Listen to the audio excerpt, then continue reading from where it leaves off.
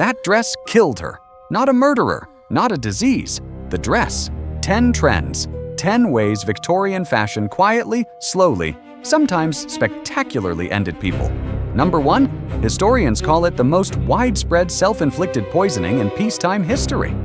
Let's count it down. Victorian England.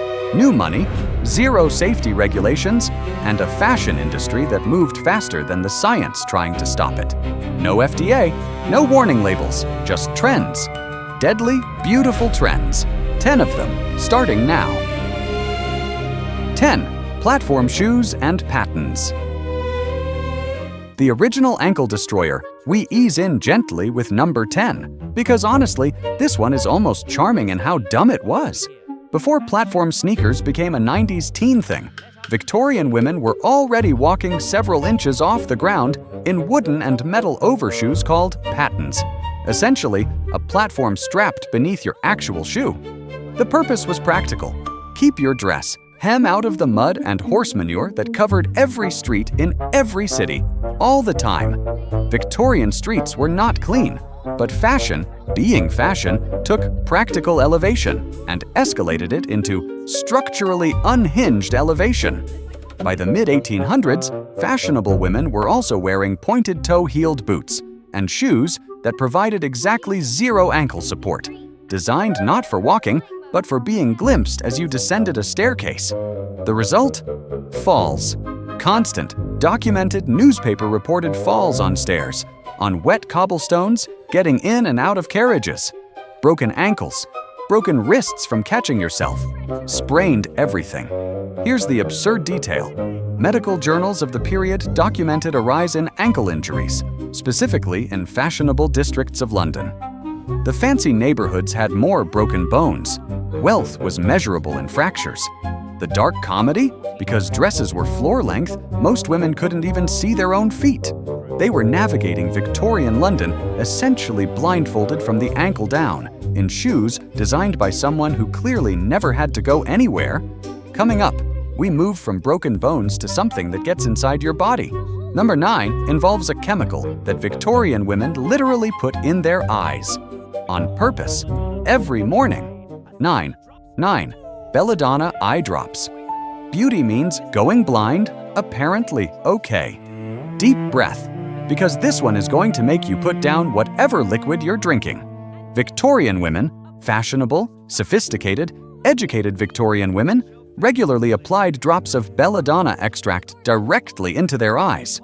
As a beauty treatment, belladonna means beautiful woman in Italian. It is also, not coincidentally, one of the most toxic plants on Earth. The active compound is atropine. What atropine does to your eyes is dilate the pupils, make them large and dark and luminous and dramatic. And yes, wide pupils look striking, alluring, like you're constantly gazing at something wonderful. It was considered deeply attractive, a sign of vitality, of passion. What it also does, blurs your vision, causes sensitivity to light so severe that bright rooms become genuinely painful, accelerates your heart rate, and with repeated use, the kind of daily, long-term use that fashion demanded, it causes permanent damage to vision and, in documented cases, blindness. Here's the jaw-dropping, absurd detail. Doctors at the time knew. Medical literature from the 1860s explicitly connects belladonna use to vision loss. One physician wrote, and I'm paraphrasing because the original is extremely polite in a way that barely conceals total despair, that he had seen a number of young ladies presenting with deteriorating sight who refused to cease application despite advice. They knew it was blinding them. They kept doing it because their pupils looked amazing. I would like to say this behavior is unthinkable today. I would like to say that. Up next, we leave the eyes and move to the lungs. Number 8 is about something women wore every single day that was slowly, quietly, methodically compressing their internal organs. 8. The crinoline cage. A fire hazard shaped like a fashion choice. The 1850s had a problem. Fashionable skirts had been getting wider for decades. The solution, until now, was petticoats, multiple layers of heavy fabric underneath. By mid-century, some women were wearing up to 6 petticoats, which weighed, combined, somewhere between 15 and 30 pounds. The engineering solution was genius: the crinoline cage, a lightweight steel-hooped frame that held the skirt out dramatically, replacing all those heavy petticoats. Women celebrated. It was much lighter, more comfortable, liberating even. And then it started catching fire. Victorian homes were lit by open flame, candles, fireplaces, gas jets. A crinoline skirt could measure 6 feet in diameter. The cage held it in a perfect dome shape. And because it was a cage, because there was a pocket of air underneath, when the hem caught, it acted like a chimney. The fire went up fast, with the woman inside. The death toll was staggering. The Lancet, one of the oldest medical journals in the world, reported that in the 1860s, approximately 3,000 women per year in England alone died from crinoline fires. 3,000 per year, for roughly a decade. Here's the absurd detail that breaks your brain. The crinoline was actually the safer option compared to what it replaced. Multiple layers of loose, non-caged petticoat fabric caught fire even more easily. The cage, in theory, should have kept the skirt away from the flame. It just didn't, because 6 feet of diameter in a Victorian parlor is still very close to everything. Fashion magazines of the period published safety tips for crinoline wearers. Advice on avoiding incineration was a regular column.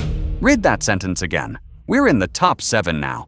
7 is where we start talking about what fashion was doing to the inside of women's bodies. And it gets medical in a way that will make you wince. Number 7. Tight-lacing corsets. Rearranging your organs for the aesthetic corsets existed before the Victorian era and exist in modified form today. This entry isn't about corsets in general. It's about tight-lacing, the practice of wearing a corset pulled as tight as physically possible for as long as physically possible, for years. The fashionable Victorian waist was supposed to be 18 to 20 inches. The average adult woman's natural waist is closer to 28 to 34 inches. That gap wasn't achieved by diet or genetics. It was achieved by compression. Daily. Starting in childhood for the most dedicated practitioners. What happens when you compress a human torso for years? Your organs move. Your lower ribs can permanently bend inward, or, in extreme cases, fracture. Your liver, normally a large, symmetrical organ, can be permanently deformed into a new shape, a condition Victorian doctors called corset liver. Your lung capacity is reduced, which is why Victorian ladies were always described as delicate, prone to fainting. They were literally struggling to breathe. The fainting, by the way, was considered charming, fashionable even, a sign of feminine sensitivity. If you never fainted, you seemed coarse, robust, agricultural. So women tightened their corsets more. Here's the detail that gets me every time. Girls as young as 4 or 5 were put into stiffened bodices. By adolescence, dedicated tight-lacers had already begun to permanently reshape their skeletons. The body simply adapted, grew around the corset. When these women were eventually examined by doctors in later life, the changes to their anatomy were permanent, and sometimes catastrophic. One doctor in 1887 collected a series of corseted female skeletons for medical study. He displayed them next to uncorseted skeletons of the same age. The difference looked like 2 different species. You are now in the top half of the list, and I promise every remaining entry is worse. Number 6 is about something painted bright, cheerful green that was decorating nurseries and children's bedrooms across England. And it was made of arsenic. 6. Arsenic green dresses, the most beautiful poison you've ever worn. In 1775, a Swedish chemist named Carl Wilhelm Scheele accidentally created one of the most brilliant, vibrant greens ever seen. It was electric. It was luminous. It looked like spring itself had been captured and turned into a pigment. It was also copper arsenite, essentially arsenic in wearable form. By the Victorian era, Scheele's green and its variants were everywhere. Fabric dye, wallpaper, artificial flowers used in hair and hat decorations, the fake floral arrangements that adorned ball gowns, the green baize on gaming tables, the green-tinted candles used for Christmas. Women who wore green silk dresses, particularly while dancing, while sweating, while their body heat activated the dye, were absorbing arsenic through their skin. Milliners and dressmakers who worked with the fabric daily were getting far worse exposure. Factory workers producing the dye were dying on the job. Here is the incomprehensible detail. In 1861, a London magazine ran a story about a flower maker named Matilda Schurer who died from arsenic poisoning. Her fingernails had turned green, her whites of her eyes had turned green. She was vomiting green matter from making artificial green flowers for fashionable ladies' hair decorations. The story ran. People were horrified, and then many of them kept buying green dresses because the green was so beautiful, and also because the alternative, the less toxic synthetic green, newly developed, wasn't quite the same shade. One fashion journalist of the period wrote that she understood the risks completely and considered a beautiful green gown worth occasional mild discomfort. Mild discomfort was technically arsenic poisoning. We've hit the top 5. From here, the list gets progressively more mind-bending. Number 5 is about something men wore, not women, and it killed them in a way so specific that doctors gave it its own clinical name. 5. Mercury hat making. Mad as a hatter was literally a medical diagnosis. You know the phrase, mad as a hatter. You probably know it from Alice in Wonderland. Here's the thing. It wasn't Lewis Carroll's invention. It was a real, documented clinical phenomenon that the Victorians noticed before they understood why. To make felt for hats, hat makers used a process called carroting, treating animal fur with a solution of mercuric nitrate. The process created beautifully soft, uniform felt. It also created a constant mist of mercury vapor in every hat workshop in England and America. Mercury vapor, inhaled daily over years, causes a specific, recognizable syndrome: uncontrollable tremors, mood swings, extreme irritability, hallucinations, loss of coordination, and eventually serious neurological collapse. Victorian hat makers were living inside mercury poisoning, and because they all had it, it seemed normal. Just what hat makers were like. Here's the detail that genuinely stunned historians. There's evidence that by the mid-1800s, some workers in the hat trade knew something was wrong. They called the symptoms hatter's shakes. It was common knowledge in the industry, and they kept working, because what else were they going to do? There were no other jobs. There was no workers' compensation. There was no going back. The mercury solution wasn't banned in the American hat industry until 1941. That is not a typo. 1941, by which point the industry had been knowingly poisoning its workers for over a century. Lewis Carroll, who wrote Alice in Wonderland in 1865, likely knew exactly what he was referencing. The Mad Hatter wasn't whimsy. It was journalism. Top 4. The next entry involves the entire Victorian middle class, their home decor, and a murderer hiding in plain sight. Number 4 will change how you look at wallpaper forever. Number 4. Arsenic wallpaper. Your beautiful home was trying to kill you. We revisit our friend arsenic, because apparently one entry wasn't enough for the Victorians. The same arsenic-based green pigment that went into dresses also went into wallpaper. And wallpaper in Victorian middle-class homes was not a minor decoration. It covered every wall of every room. Drawing rooms, bedrooms, children's nurseries, the hallway. All of it, often in bright, fashionable, arsenic-saturated green. Here's the part that moves this from unfortunate to nightmare. In damp conditions and Victorian homes, poorly ventilated and heated by coal fires, were frequently damp. A mold called Scopulariopsis brevicolus grows on the wallpaper paste. When it does, it metabolizes the arsenic and releases it as a gas. A sweet-smelling gas, as some survivors described it. A gas that people breathed constantly in their own homes. This was actually discovered in the 1890s by an Italian chemist named Bartolomeo Gossio, which is why it's sometimes called Gossio's gas.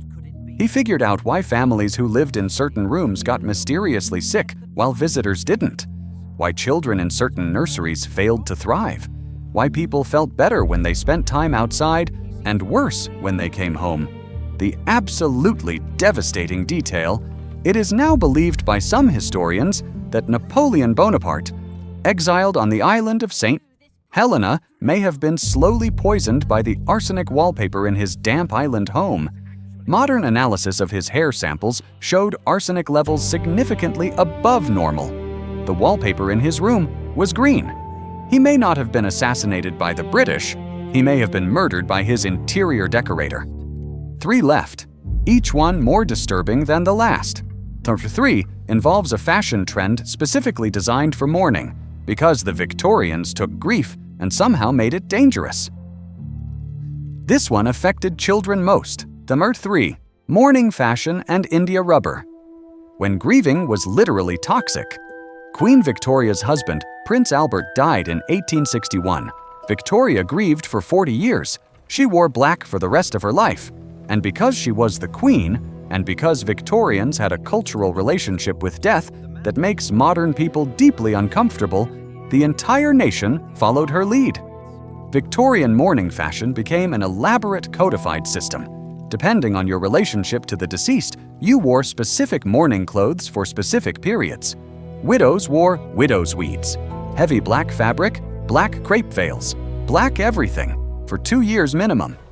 Children of the deceased wore mourning for 1 year. There were official rules. Mourning warehouses opened across England, stocked with nothing but black goods. Here's where it gets medically interesting. The black dye used most extensively in mourning fabric, particularly on the cheap end that working-class families could afford, was aniline black dye. Aniline is a derivative of coal tar. In early industrial form, it was not stable. It would rub off, absorb through skin, cause contact dermatitis, rashes, inflammation, raw skin in anyone who wore it against their body for hours every day.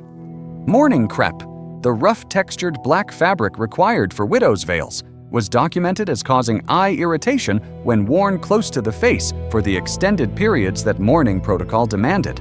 But the really horrifying detail comes from children's mourning fashion. To make black elastic, used in children's mourning stockings and garments, manufacturers used early vulcanized rubber compounds that contained sulfur and lead compounds. Children wore these against their skin for a year or more. Pediatric dermatitis cases from mourning clothes were documented in medical literature of the period. You lost someone you loved. You dressed your child in grief. And the grief itself, molecularly, was making your child sick. The Victorians didn't know, but that doesn't make it less heartbreaking. 2 more. I want you to feel the escalation here because the final 2 entries are not about accidental harm.